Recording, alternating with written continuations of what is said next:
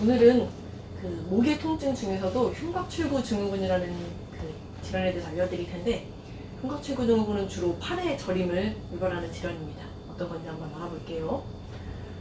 우리가 보통 팔이 저리다고 하면은 가장 먼저 떠오르는 원인이 뭐가 있으실까요? 팔이 저리다. 목 디스크. 네, 그죠. 목 디스크를 제일 먼저 떠올리시게 되는데, 임상에서 보면은 목 디스크도 많지만은 사실 이 흉곽출구 증후군이 차지하는 비중도 꽤나 많습니다.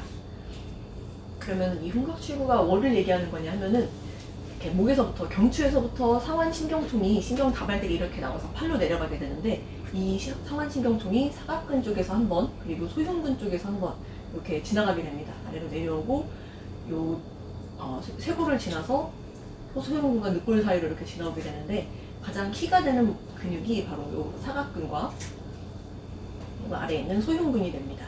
이렇게 두 군데서 잘 눌리게 되는데, 이렇게 신경이 빠져나오는 통로를 통틀어서 흉곽출구라고 얘기를 하게 돼요. 주로 이렇게 가슴팍을 내려오기 때문에 흉곽출구라고 얘기를 하게 됩니다.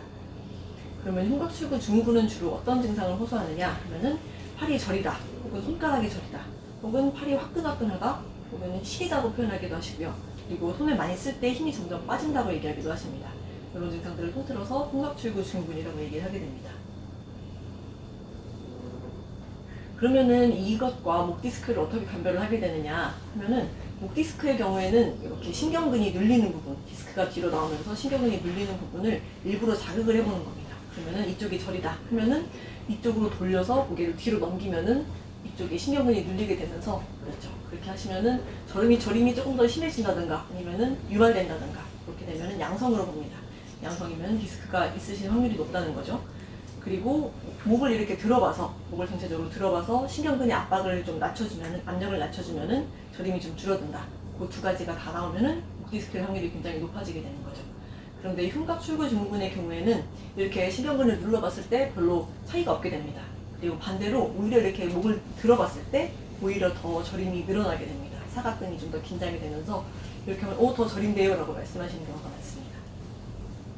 그리고 흉곽출구군 검사를 조금 더 세분화해서 보면은, 먼저 사각근 위쪽에서 눌리는 거는 저린 쪽으로 고개를 돌리고서 위로 들면은 이쪽 요골신경이 점점 더 약해지는 것을 느낄 수가 있습니다. 신경과 혈관이 주행하는 경로가 비슷하기 때문에 사각근이 긴장이 돼 있으면은 이렇게 이 자세를 취하면 조금 더 긴장이 되기 때문에 맥박이 약해지는 것을 확인하실 수가 있고, 만약에 소흉근이 눌려있다 하면은 이렇게 팔을 들었을 때 조금 더 저림이 유발되게 됩니다.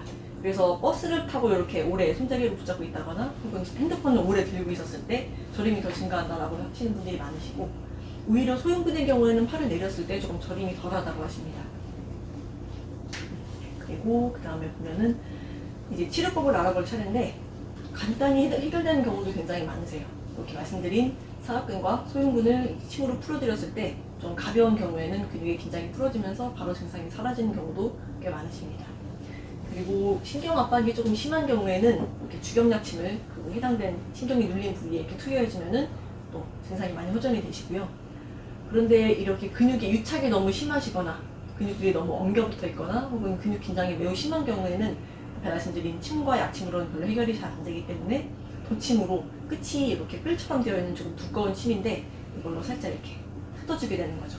통로를, 신경이 지나가는 통로를 뜯어주고 근육 긴장을 풀어주면은 또 증상이 완화되는 것을 보실 수가 있고, 그리고 좀 대사력이 많이 떨어져 있다거나, 혹은 많이 부어 있다거나, 조직의 재생력이 좀 떨어지시는 분들은 근육의 긴장을 해소해주는 것만으로는 차도가 더디기 때문에 그런 경우에는 한약을 또 같이 쓰시게 됩니다.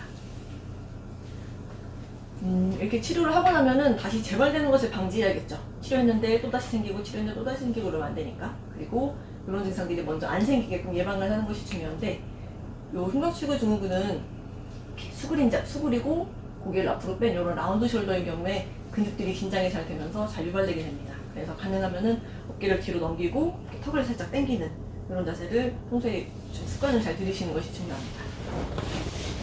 그리고 흉근 스트레칭은 이렇게 여기가 문지방이라고 봤을 때 이렇게 잡고 상체를 앞으로 이렇게 내밀어 주시면은 가슴 근육이 벌어지겠죠.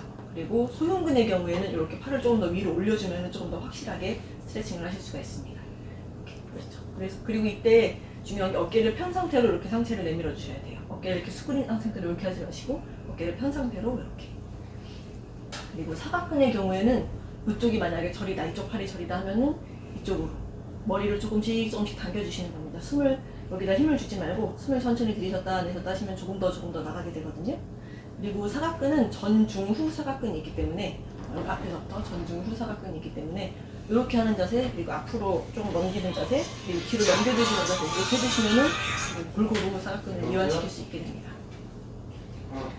팔이 저릴 때 이제 말씀드린 것처럼 대부분 목 디스크를 의심을 하게 되는데 이렇게 간단히 근육을 이완시키는 것만으로도 해결되는 경우도 많으니까요.